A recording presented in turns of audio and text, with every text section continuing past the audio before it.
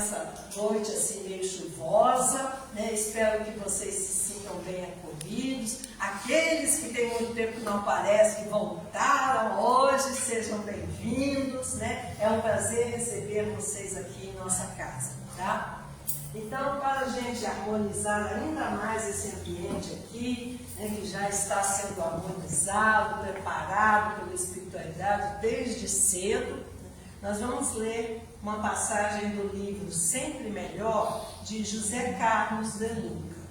E ele nos diz assim: não podemos controlar o que os outros dizem a nosso respeito, tampouco as atitudes que têm para conosco, mas temos o controle e a responsabilidade sobre a maneira de como iremos reagir a tudo isso. A mágoa não é a única possibilidade que se tem diante da ofensa.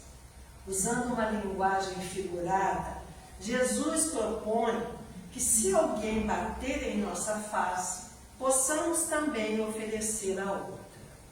Quando Jesus pede para fazermos assim, na verdade, Ele está nos ensinando a não agir da mesma forma que o agressor, não revidando a ofensa, não devolvendo a agressão. Jesus está mostrando que temos outra opção além do revide.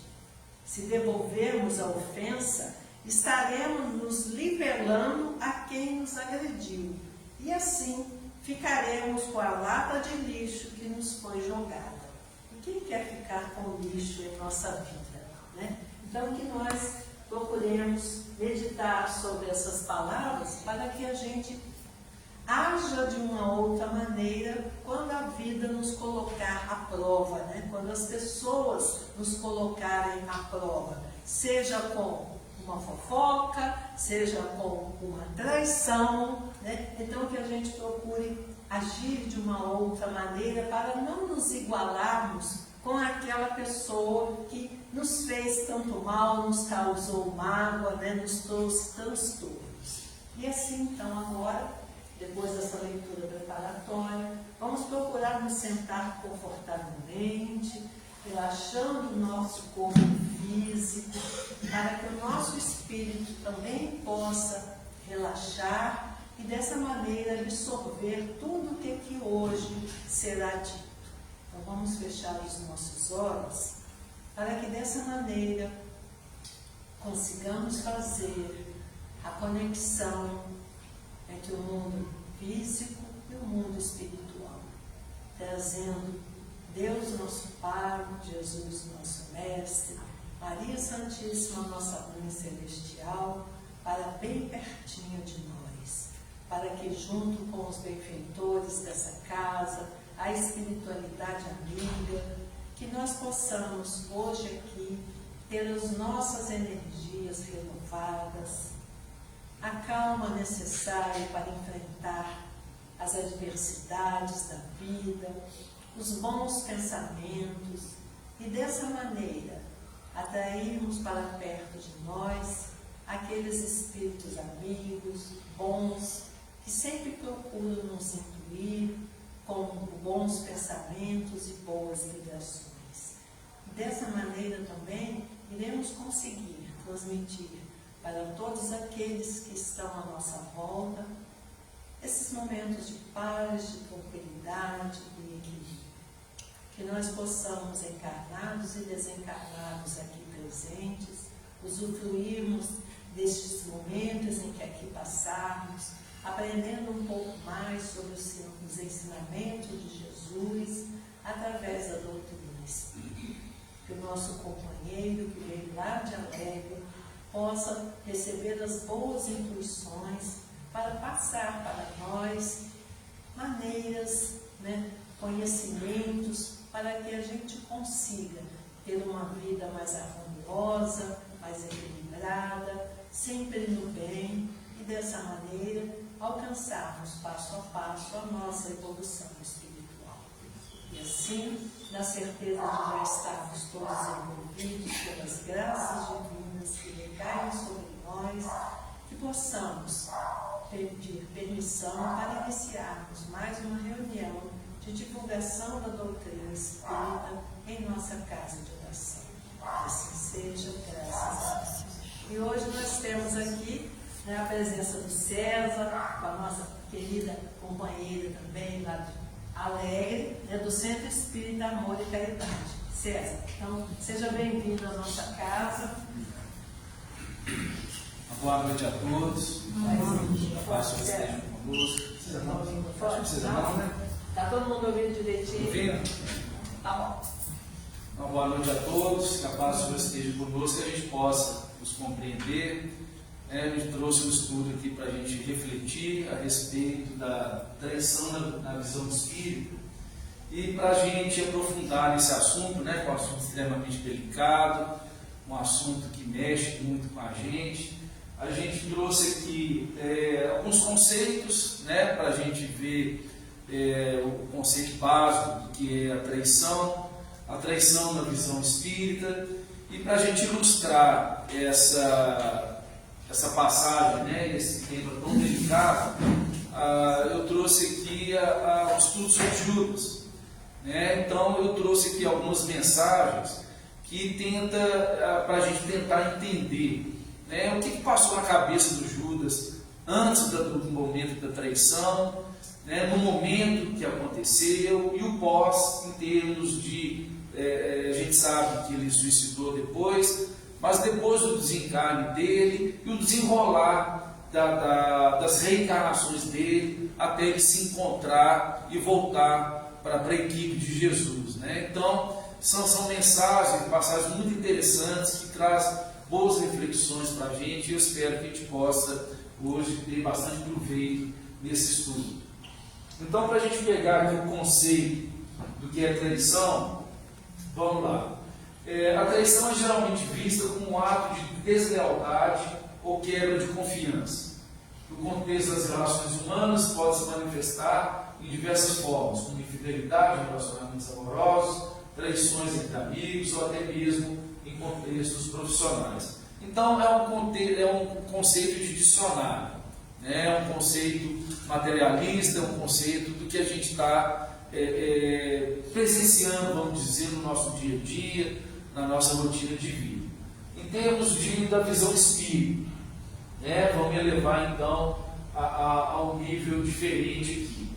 A traição, sob a perspectiva do Espiritismo, abrange o contexto da infidelidade em compromissos reencarnatórios, e é um tema que envolve questões morais, espirituais e de aprendizado. Então, o que a gente vai discutir hoje, a gente vai tentar refletir, vai ser justamente essas questões, das questões morais, espirituais e principalmente do aprendizado. Então, Judas é um exemplo muito interessante para a gente justamente buscar entender todo o processo que acontece nesse sentido. Aos aspectos espirituais da traição, causa e efeito. Então, a gente no Espiritismo, a gente tem um conceito bem trabalhado que é a lei de causa e efeito. No Espiritismo, cada ação gera consequências. A traição pode resultar em dores emocionais e espirituais, não apenas para a pessoa traída, mas também para a pessoa que trai. Então, são ações que acontecem que geram, né, problemas para todos os envolvidos dentro da situação. Essa lei implica que o espírito que trai deve enfrentar as repercussões de suas ações, podendo experimentar sofrimento em futuras reencarnações. É a consequência natural da lei de causa e efeito. A partir do momento que se causou um mal, a reparação precisa acontecer. E ela naturalmente, a vida naturalmente, vai ser conduzida da pessoa a trazer essa reparação. Na reencarnação, aprendizado e evolução. A doutrina espírita ensina que os espíritos reencarnam para aprender a evoluir. Aprender e evoluir. A traição pode ser vista como uma prova ou como uma oportunidade de aprendizado. Então, sobre o aspecto aqui dos dois lados, o Espiritismo traz para a gente essa visão, tanto da missão da prova, aliás, né, como do aprendizado. Né? Então a gente sabe que toda a nossa história material, toda a nossa história de encarnar, ela envolve o aprendizado. Então, a partir do momento que a gente se expõe, que a gente tenta, busca, comete erros, tenta buscar o acerto, a gente está nesse processo do aprendizado, como se ele tivesse matriculado na escola, onde a gente vai buscando vencer as dificuldades que a gente vai enfrentando. O espírito que trai pode estar lidando com suas próprias imperfeições e desafios pessoais. E essa experiência pode ser um passo necessário em sua evolução. Né? Então, é justamente nesse sentido de que qualquer tipo de erro que a gente cometa, a gente não ficar paralisado na amargura daquele erro, mas sempre buscar esse entendimento, né, das nossas imperfeições, das nossas limitações, e tentar entender que aquilo, essa experiência, ela é um passo para a nossa evolução, para o nosso aprendizado. E o nosso aprendizado, ele vem com justamente a gente, através desses erros que a gente comete, né, está exposto às consequências, mas tirar de tudo desse processo uma situação para a gente gerar um aprendizado. O perdão e redenção, a importância do perdão. O Espiritismo enfatiza a importância do perdão, tanto para quem trai, quanto para quem foi traído. Perdoar é um ato de amor e libertação, essencial para o progresso espiritual. Então, o exemplo de Jesus foi mais simbólico, né, com relação à importância do perdão, né, de todo o processo que ele passou, né, de ensinar, né, o mestre que trouxe a boa nova para a gente, né, para a transformação do mundo. Uma coisa que ia durar o aprendizado, o ensinamento que era para durar a vida inteira. E ele foi traído, né, pelos mais próximos dele, ele foi subjugado, né, da maneira mais vil, mais perversa possível, e mesmo assim ele perdoou. Teve a visão de que a gente né, e a gente ainda é um ser num processo evolutivo cheio de limitações. E Jesus teve a capacidade de enxergar isso em nós, né, e mesmo assim perdoar. Através do perdão, os espíritos podem superar ressentimentos e dores, promovendo a cura emocional. Essa superação de ressentimento e dor, ela é extremamente importante para a gente conseguir avaliar os aprendizados que ficam. As cicatrizes ficam, mas o aprendizado vem com essas cicatrizes, né? E a gente vai evoluindo, se fortalecendo dentro desse processo. A redenção. A possibilidade de redenção é uma crença central no Espiritismo. Mesmo que aqueles que cometem erros graves, como a traição, tenham a chance de se redimir em vidas futuras. A busca por mudança e melhoria moral é sempre encorajada. E esse destaque final é importante. A busca por mudanças e por melhoria moral. Quer dizer, a gente, muitas vezes, a gente fica agarrado no remorso, no ressentimento. O importante é se colocar em ação pela mudança. Se colocar em ação pela melhoria moral. E isso que a espiritualidade nos encoraja. Hoje mesmo eu estava vendo aquele The Chosen, vocês já viram aquele seriado sobre Jesus. E hoje eu estava vendo uma passagem extremamente interessante, quando Jesus falando das ovelhas, da ovelha desgarrada, que a grande felicidade do céu é justamente quando há o resgate daquela única que foi desgarrada do rebanho, que as 99 estavam seguras, que a preocupação era muito menor, mas que a felicidade ela vem quando aquela que está desgarrada é recuperada. Que o pastor dá o exemplo lá, Jesus pergunta para o pastor o que ele faz quando a ovelha desgarra, ele vai lá, busca, coloca no colo e leva até as outras. E a felicidade de todos, quando ele chega com a ovelha desgarrada, é muito grande. E Jesus fala, no céu é a mesma coisa. Quando aquele irmão está desgarrado e ele volta para o seio daqueles 99 que estão salvos, a felicidade é imensa em busca de todos, em torno de todos.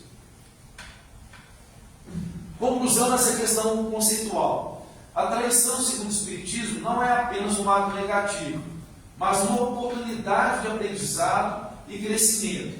né? Então, quando fala que não é apenas um ato negativo, é um ato negativo, mas além disso, é uma oportunidade de aprendizado e crescimento. A compreensão das consequências, isso é importante, a busca pelo perdão e a possibilidade de redenção são fundamentais para o entendimento desse fenômeno dentro da doutrina espírita. Então, é um processo, né? O erro acontece, a compreensão desse erro, o entendimento e a compreensão das consequências faz parte desse processo, que é dado ali pela continuidade, a busca pelo perdão e a possibilidade de redenção. É onde todos esses males são refeitos, né? São corrigidos. Então, essa visão nos convida a refletir sobre nossas ações e a importância do amor e da compreensão das relações humanas. Então, para a gente dar uma visibilidade maior desse processo, né, colocar como exemplo de como que esse processo de transformação a partir do erro acontece, eu fiz uma pesquisa aqui a respeito da história de Judas e foi interessante, né, como é que as coisas vão se encaixando quando a gente sai para buscar algum exemplo. Eu achei, são duas passagens de 2 livros, 2 capítulos de 2 livros, que dão uma sequência bem interessante a respeito da história de Judas, né, antes do processo da traição, na vida espiritual e como que foi, ele mesmo contando como é que foi essa redenção dele lá no final. Então faz um resgate de toda essa parte conceitual que a gente tratou aqui, né, que vem lá da explicação do erro, do processo da compreensão das consequências e a redenção, onde ele teve a oportunidade ali de repor aquele erro em frente a Jesus. E a primeira situação vem desse livro Boa Nova, né, que é um livro fantástico também, onde tem um capítulo especial falando disso, que é a ilusão do discípulo.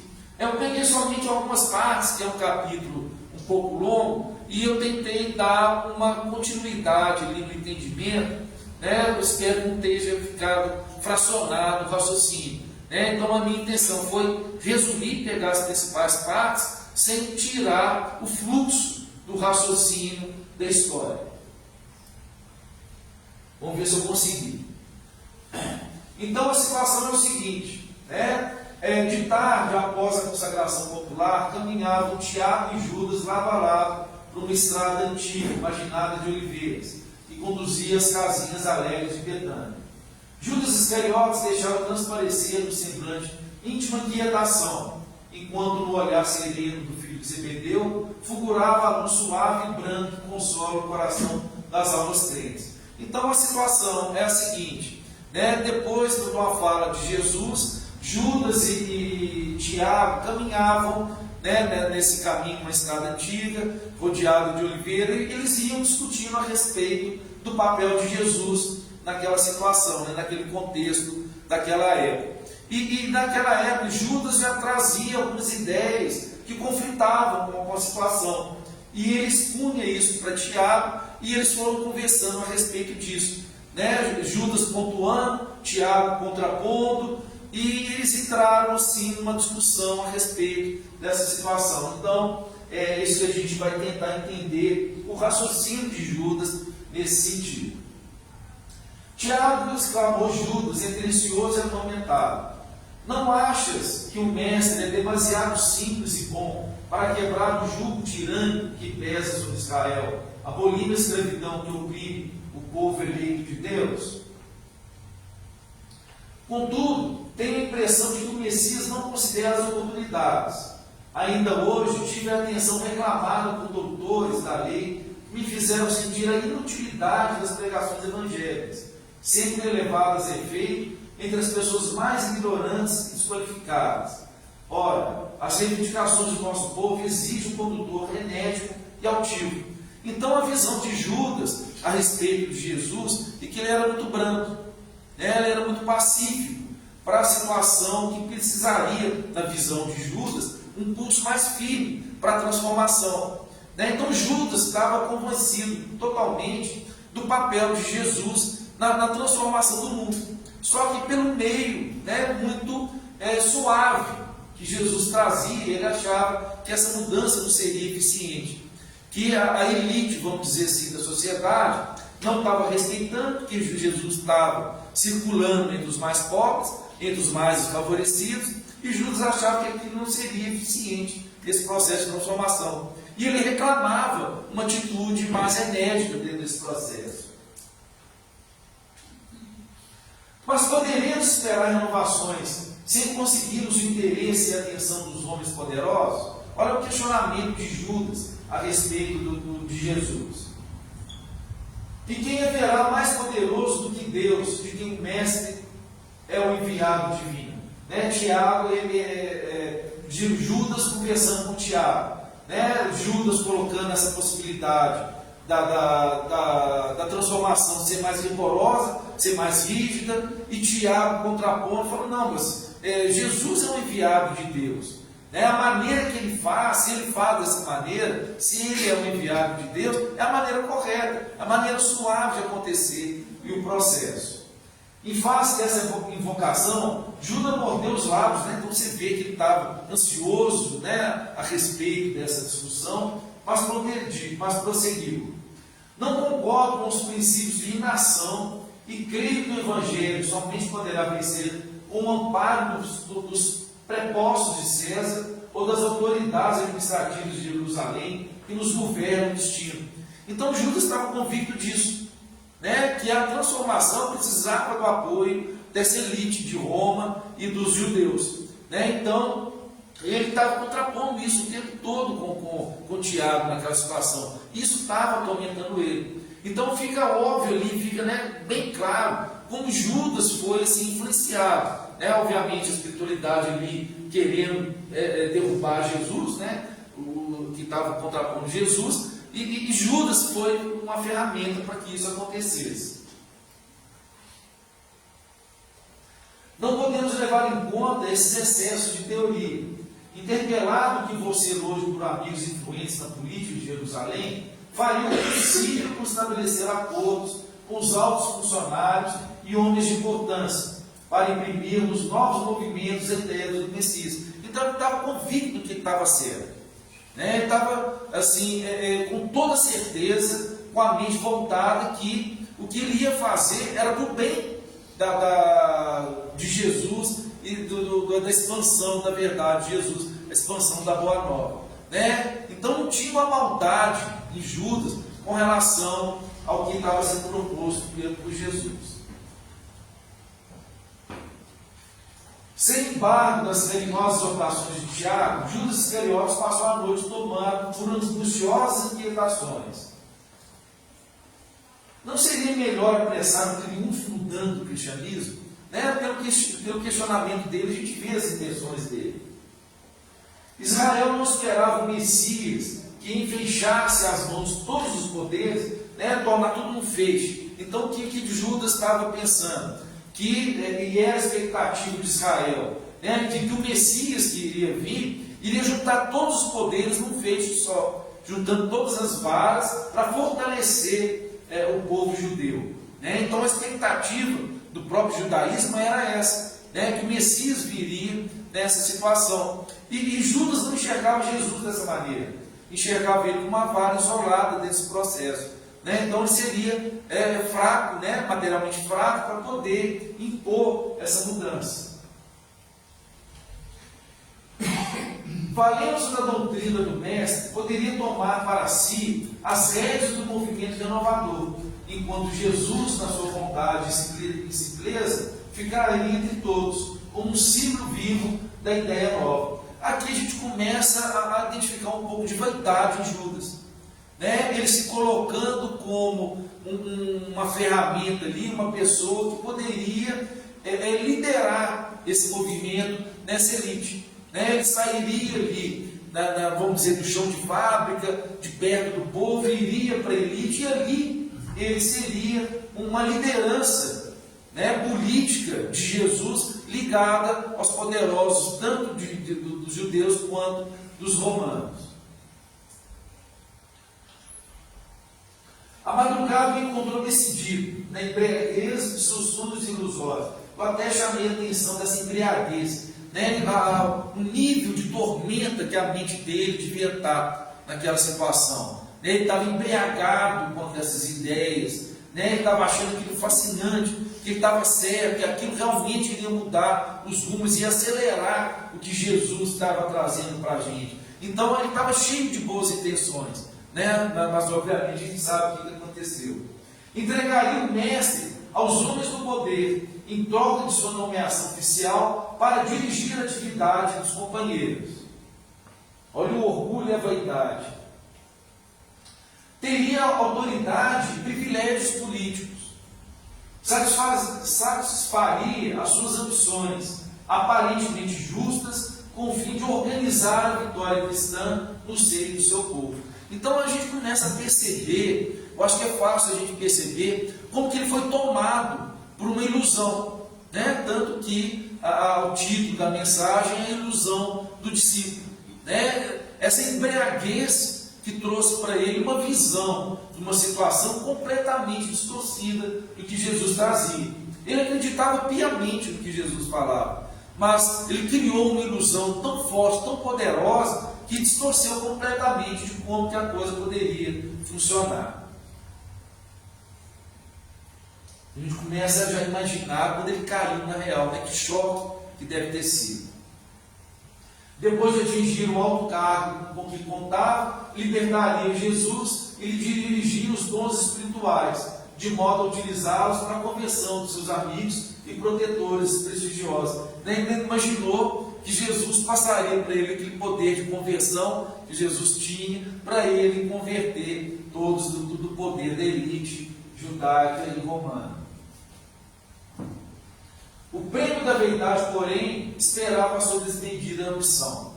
Humilhado e esclarecido, seu mestre bem amado foi conduzido à cruz, na ignomia, sob vilipêndios e flagelações. Aí a ficha dele caiu. Debalde recorreu às suas prestigiosas relações de amizade. Teve de reconhecer a falibilidade das promessas humanas. Aí a ficha caiu. Ele viu que o que foi prometido para ele, aquela ilusão que ele construiu, se desfez, né? Se desmanchou completamente. De longe, Judas contemplou todas as cenas angustiosas e humilhantes do Calvário. Atroz remorso lhe pungia a consciência dilacerada.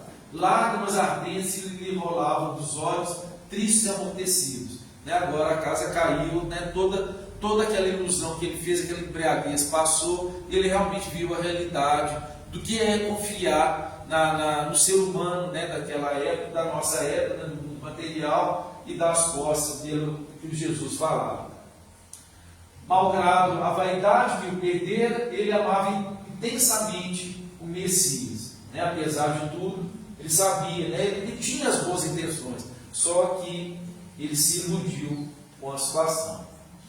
O mau discípulo, um oceano de dor na consciência, peregrinou em derredor do casario maldito, acalentando o propósito de desertar do mundo, numa suprema traição aos compromissos mais sagrados de sua vida. Então nós vimos, né, naquele processo, naquele conceito inicial, dessa questão da traição do ponto de vista espiritual. Ele tinha um compromisso com Jesus, ele estava ali entre os discípulos com uma missão extremamente produtiva, né, para poder espalhar o Evangelho e a Boa Nova pelo mundo, né, e ele traiu esse próprio compromisso que ele teve, né. Então,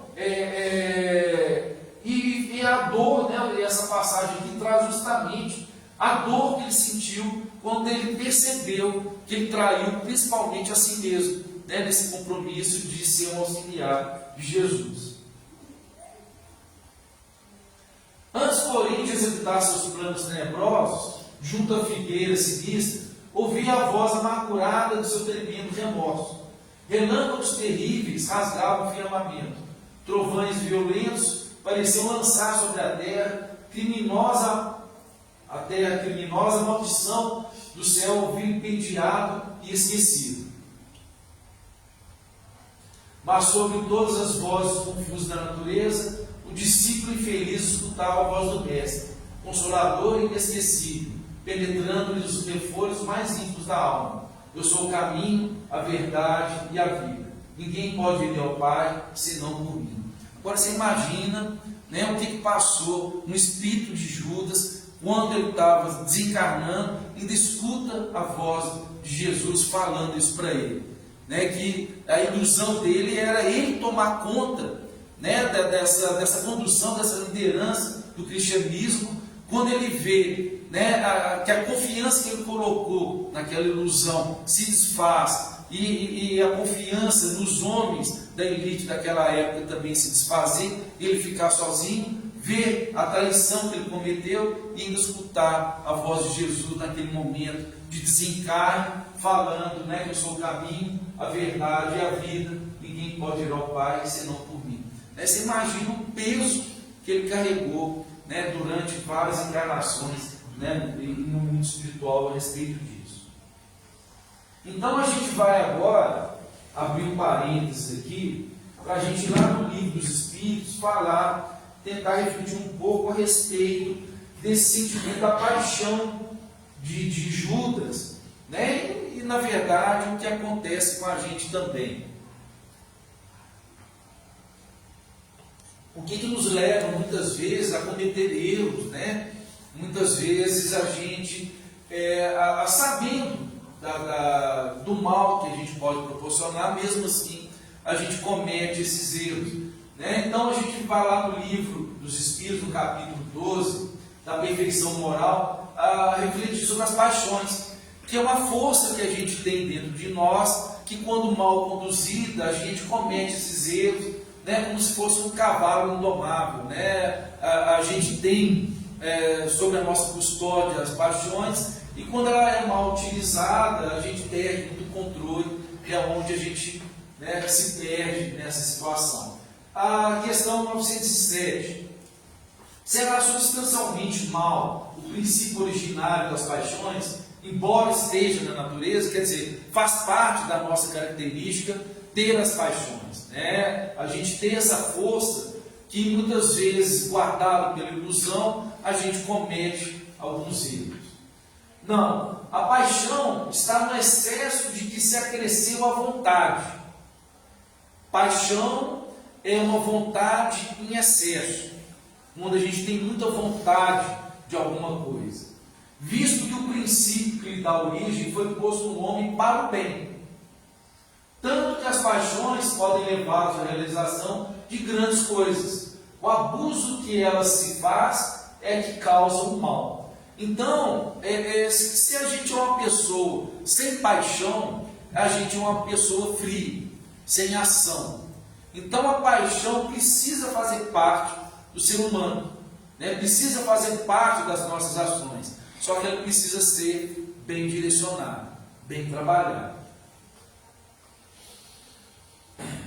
Na questão 908, como se poderá determinar o limite onde as paixões deixam de ser boas para se tornarem más? Uma paixão se torna perigosa a partir do momento em que deixa de poder governá-la, que dá um resultado, um prejuízo qualquer para vós mesmos ou para o trem. Toda paixão que se aproxima o homem da natureza animal afasta-o da natureza espiritual. Todo sentimento que eleva o homem acima da natureza animal denota a predominância do espírito sobre a matéria e o aproxima da perfeição. Né? Então Jesus tinha uma paixão e transformava essa força para o bem. Os discípulos também conseguiram fazer isso. Judas tinha essa mesma paixão, só que desvirtuado pela ilusão, né, de que poderia atropelar o andar da carruagem, ele se desvirtuou. Né? Aquela paixão, aquela força, levou ele para um caminho completamente distorcido. Né? Então, ele resgata isso também, né? Sofre com essas consequências. Para a gente agora voltar na vida de Judas, a gente vai no livro lá, Crônicas de Além do Túmulo, que eu não li esse livro, né? Mas consegui, não sei por que cargas d'água, identificar Judas em algum capítulo, né? Depois eu buscar esse livro, tem lá no centro esse livro, né? Eu quero ler esse livro, porque ele é muito interessante. pelo Humberto de Campos, que é Crônicas de Além do que fala Humberto de Campos visitando a espiritualidade na posição de cronista, de repórter, um repórter investigativo, e é muito interessante, né? A gente fica imaginando, né, o estudo da história, né, o historiador se tivesse acesso a um Google infinito, um Google espiritual, né? Deve ser um negócio fantástico, né? Porque você imagina, né, todo historiador, o que ele faz para poder escrever história, para resgatar as informações que estavam lá no passado, e trazer isso para o presente, buscar uma informação ali. Essa é uma dificuldade absurda, né? Você fazer uma história fiel à realidade. Agora, você imagina um espírito tendo a possibilidade de fazer um estudo histórico, visitando os lugares, e tentando entender a realidade daquela situação que aconteceu há milênios, né, presencialmente.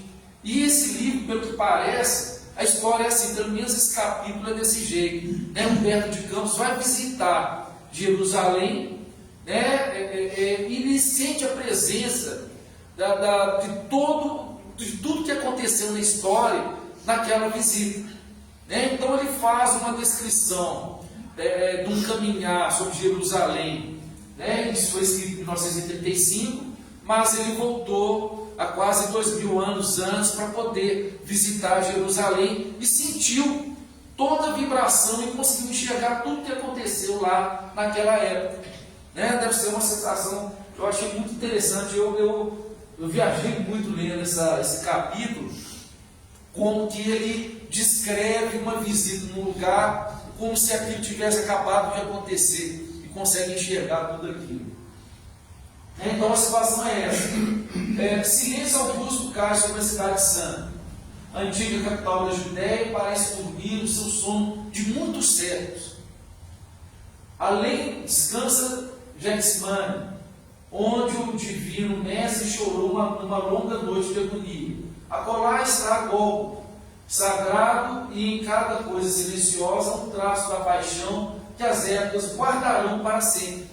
Né? Então, Humberto de Campos, visitando aquele cenário que Jesus viveu, né? Mapeando todo lugar onde ele passou e toda a situação, pois ele consegue enxergar as coisas que aconteceram naquele lugar e sentir, né, a energia daquilo. Então, é aquilo que a gente estuda dentro do Espiritismo.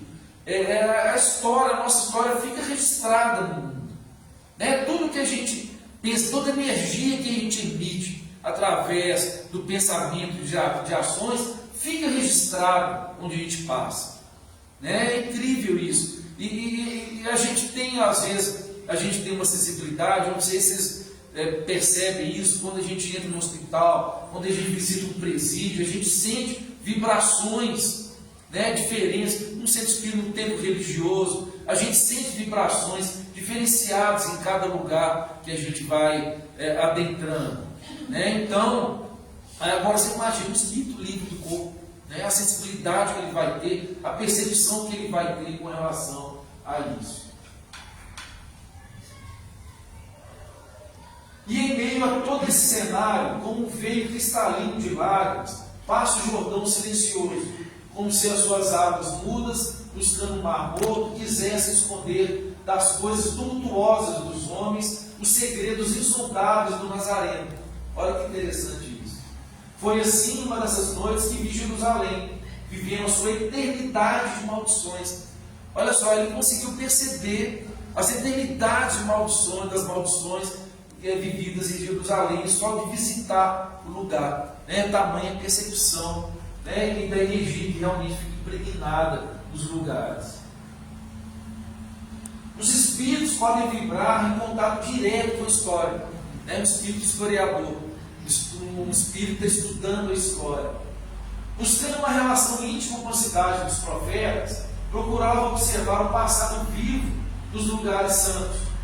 Parece que as mãos iconoclastas de Tito por ali passaram como executoras de um decreto irrevogável. Então ele conseguia perceber tudo o que aconteceu naquela situação, né? Quando eu visito Ouro Preto, por exemplo, eu sinto uma energia absurda naquele lugar, né, por toda a história que tem ali, eu tenho uma identificação muito forte com a Confidência Mineira. Então, quando eu visito o Ouro Preto, me dá uma sensação muito forte naquele lugar. Eu tenho muitos sentimentos ali.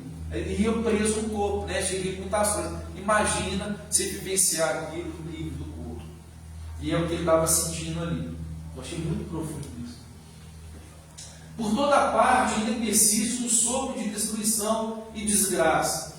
Legiões de doentes, embuçados nas suas vestimentas antigas, percorrem as ruínas sagradas e no meio das fatalidades que pesam sobre o empório morto dos judeus.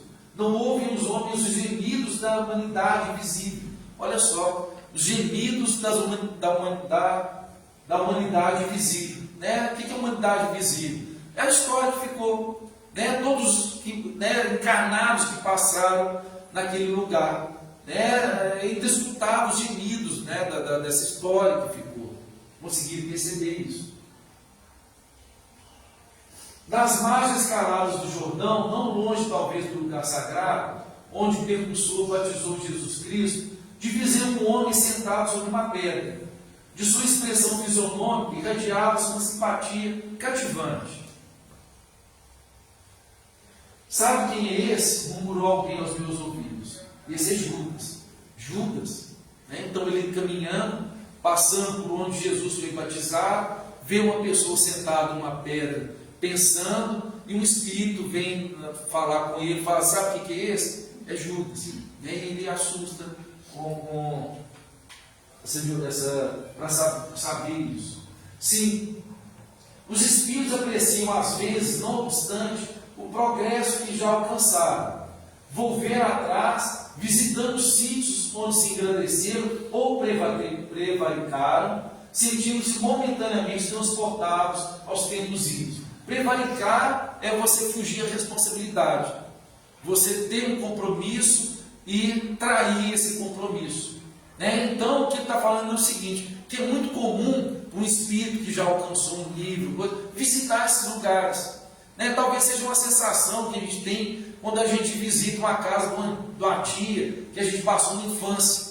Vem aqueles sentimentos, né, de tudo que passou ali, de tudo que aconteceu com a família, com os primos, com aquela situação. Deve ser um sentimento parecido. Né? Então, Judas voltou naquele lugar. Né? O que ele está relatando ali, que os espíritos têm essa possibilidade e têm essa vontade de voltar a esses lugares. Ou onde eles tiveram sucesso, ou onde eles tiveram o fracasso, né? Que são lugares importantes nesse processo de transformação. Então mergulha o pensamento no passado, regressando ao presente, disposto ao heroísmo necessário do futuro. Olha que importante e interessante isso aqui. Né? O espírito vai lá nesse lugar para resgatar o passado, né? Mergulha o pensamento no passado, regressando ao presente para trazer algum sentimento para o presente, para que esse sentimento seja vivo, para que ele tenha sucesso no futuro. É um processo de resgate, né? De sentimentos, de emoções que possibilitam a ele a transformar o presente e que no futuro ele seja melhor do que foi no passado. Judas costuma vir à terra nos dias em que se comemora a paixão de nosso Senhor, meditando os seus atos de antanho, né, de antigamente. Então, e é um momento interessante, porque na paixão é onde Judas, simbolicamente, ele é flagelado, não é isso? Então, ele costuma vir, né, na terra justamente para refletir a respeito desse processo, de tudo que ele viveu. Que ele é muito lembrado nessa época, né? Aquela figura de homem magnetizado.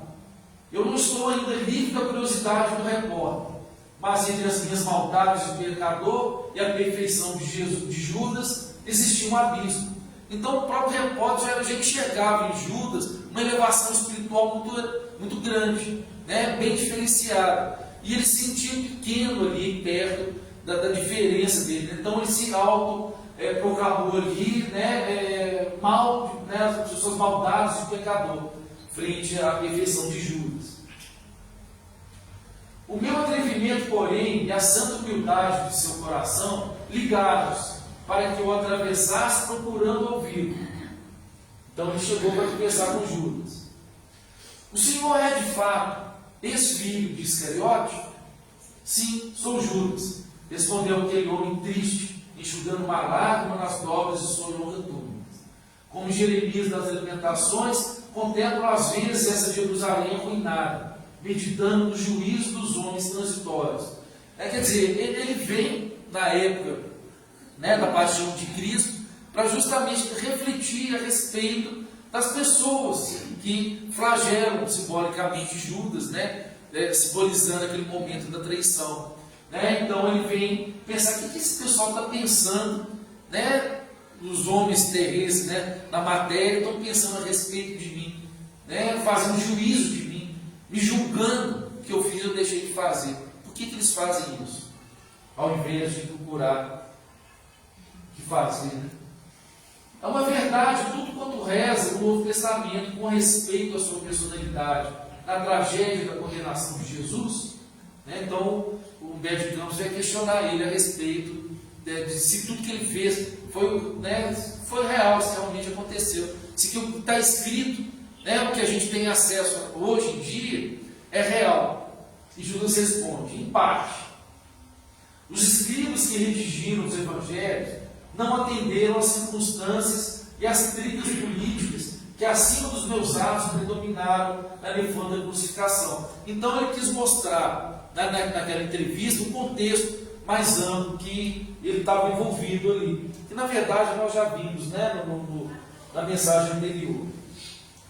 Pôncio Pilatos e o tetrarca da Galileia, além de seus interesses individuais na questão, tinham ainda a seu cargo salvaguardar os interesses do Estado romano, empenhado em satisfazer as aspirações religiosas dos anciãos judeus, sempre a mesma história. Os anciãos judeus, calma. Então, ele estava tentando explicar ali que tinha uma questão política em volta, que ele foi usado como instrumento para satisfazer as aspirações políticas, tanto do Estado romano quanto da elite judaica. Sempre a mesma história. O Sanedrim desejava o reino pelejando por Jeová a ferro e fogo. Roma queria o reino da terra. São os conflitos de religião e Roma. Jesus estava vendo essas forças antagônicas com sua pureza imaculada. Então Roma puxando para um lado, os judeus puxando para o outro, e Jesus naquele meio. Então Judas tentou intervir nesse processo. Ora, eu era um dos apaixonados pelas ideias socialistas do mestre. Porém, meu excessivo zelo pela doutrina me fez sacrificar o seu fundador.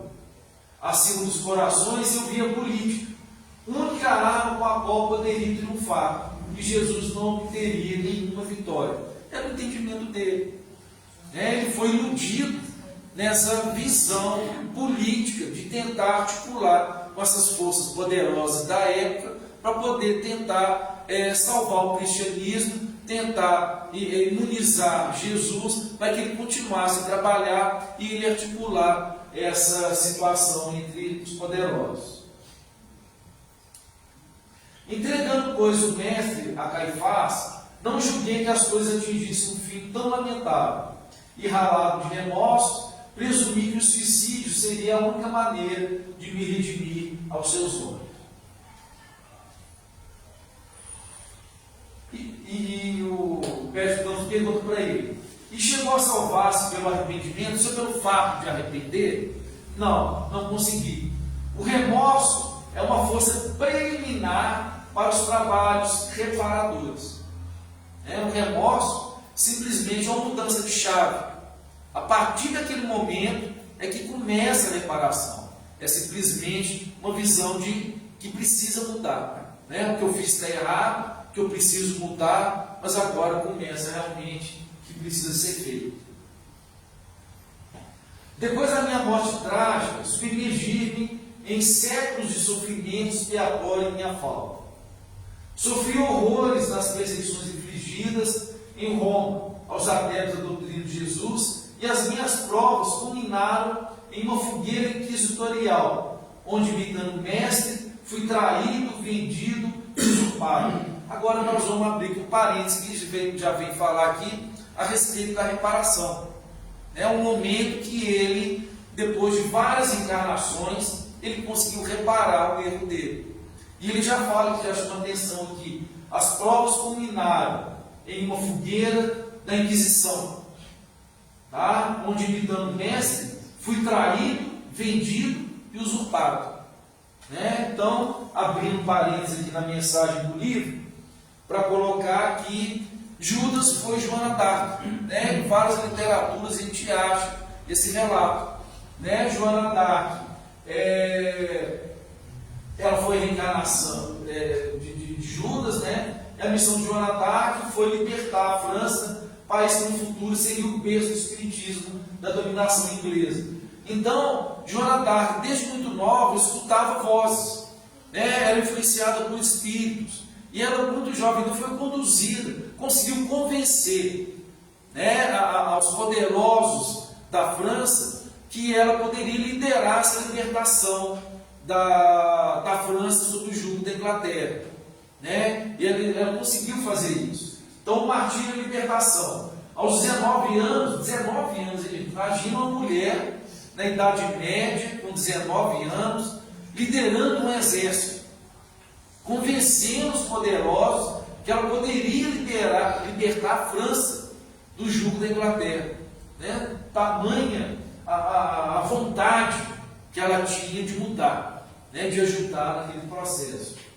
Então, aos 19 anos, ela liderou com êxito exércitos em favor da França, mas foi perseguida, julgada e condenada à fogueira por se recusar a renegar as vozes espirituais que ouvia e das quais seguia as determinações em suas batalhas, de heroína a herege. Ficou faltando alguma coisa aqui, perdi.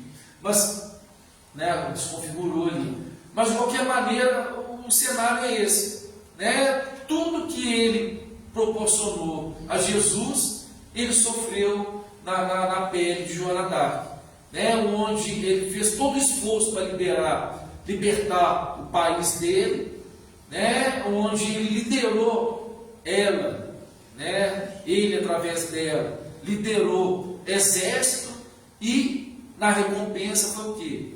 Julgado por heresia, porque ela escutava vozes, né, dos espíritos, e isso era uma heresia, essa mediunidade era uma heresia na época, e ela foi condenada a morrer na fogueira. E não negou, né, não negou toda essa influência da espiritualidade nessa liderança. Né? Então, nessa situação extrema, Judas se libertou do compromisso que tinha com Jesus, né, com o cristianismo, na verdade. Voltando à mensagem, né, a entrevista de Humberto de Campos com Jesus, vítima da feronia e da traição, deixei na terra os derradeiros resquícios do meu crime, na Europa do século XV. Então ele estava liberado do compromisso, né, de toda aquela reparação. Aconteceu depois de diversas reencarnações, foi determinante ali, esse processo final culminou com o vigor, né, e essa paixão que Joana d'Arc teve para poder liberar a França. Desde esse dia que me entreguei por amor do Cristo a todos os tormentos infames que me alvitavam, com resignação e piedade pelos meus verdugos, fechei o ciclo das minhas dolorosas reencarnações na terra, sentindo na fronte o ósculo de perdão da minha própria consciência. Da própria consciência. Quer dizer, ele se libertou não de Jesus. Jesus já tinha perdoado ele. Ele não tinha sequer se perdoado. Né? E a partir desse momento, quando ele praticamente vivenciou o que Jesus vivenciou, de ser traído, de ser flagelado até a morte, da mesma maneira, e mesmo assim, perdoar a quem ele estava, que estava, né, infligindo nele aquele sofrimento, que ele perdoou, ele se libertou dessa consciência que infligia. Então, né, o ósculo é um beijo de perdão da minha própria consciência. Ele sentiu essa libertação dele mesmo. E está hoje meditando, né, Humberto de Campos volta a conversar com ele. E está hoje meditando nos dias que se foram? Pensei com tristeza, né? Humberto de Campos pensando. Sim, estou recapitulando os fatos como se passaram. E agora, emanado com ele, que se acha no seu luminoso reino das alturas, que ainda não é deste mundo, sinto nessas estradas o sinal de seus divinos passos. Então ele retornou naquele ambiente para reviver aqueles momentos que poderiam ter sido diferentes, né? Que poderiam ser vivenciados diferentes, mas que serviram para o aprendizado dele também, né? Que deixou na história também tanto o ensinamento de Jesus, mas que para ele também foi um ensinamento muito grande e ele conseguiu se refazer nesse trabalho. Vejo ainda na cruz entregando a Deus o seu destino. Sinto a clamorosa injustiça dos companheiros que o abandonaram inteiramente e me vem uma recordação carinhosa das poucas mulheres que o ampararam no doloroso trânsito. Em todas as homenagens a ele prestadas, eu sou sempre a figura repugnante do traidor. Na paixão é ele, né? Todo mundo lembra dos que acolheram e ele é sempre lembrado como traidor. Olho complacente os que me acusam sem refletir se podem tirar a primeira pedra. Ou seja, quem não poderia cometer o mesmo erro que Jesus cometeu? Sobre o meu nome pesa a maldição milenária, como sobre esse sítio cheio de miséria e de infortúnio. Pessoalmente, porém, estou saciado de justiça, porque já sou absolvido pela minha consciência no tribunal dos suplícios redentores. Então a redenção acontece nesse momento. Quando ao divino mestre, continuou Judas com seus prantos. Infinita sua misericórdia, e não só para comigo, porque se recebi 30 moedas, vendendo para os seus algozes, há muitos séculos ele está sendo criminosamente vendido no mundo a grosso e a retalho, por todos os preços, em todos os padrões de ouro amoedado. Olha como é que ele joga para o futuro, para a nossa realidade, o que ele fez lá naquela época. Até hoje, Jesus está sendo vendido, retalhado às partes ou no grosso. Até hoje está sendo. E Humberto de Campos, generosamente, conclui, é verdade. E os novos negociadores do Cristo não se enforcaram depois de vender. E é o que a gente vê hoje em dia, é justamente isso, Cristo sendo vendido, né? E quem vende, né, não se arrepende, pelo menos por enquanto, do que está sendo feito. Judas afastou-se, tomando a direção do Santo Sepulcro, e eu, confundido nas sombras invisíveis para o mundo, vi que no céu brilhavam algumas estrelas, sobre as nuvens paracentas e tristes, enquanto o Jordão rolava na sua quietude como um lençol de águas mortas, procurando o mar morto. Então, né, a entrevista se desfez, cada um pegou seu rumo, né, e a história de Judas termina aqui. E a nossa história de hoje termina, né, com uma passagem de Herculano Pires, né, a evolução espiritual do homem. Jesus não impediu que Judas o traísse. Jesus sabia que Judas, né, estava para trair.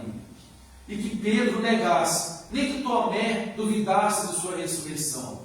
Os processos espirituais de educação se fundem no exercício da liberdade de cada um, porque somente através de um sistema de livre escolha entre experiências negativas e positivas podemos aprender a seguir voluntariamente os rumos certos da nossa destinação. Né? Então espero que esse estudo tenha sido proveitoso para todos nós, que a gente possa refletir a respeito das nossas ações, dos nossos destinos, que a gente possa aproveitar, né, cada momento nosso da melhor maneira possível. Muito obrigado pelo convite, trago um abraço fraterno, pessoal de Alegre, que a gente possa voltar novamente outras vezes, né? Nós agradecemos a César essa aula de história, né?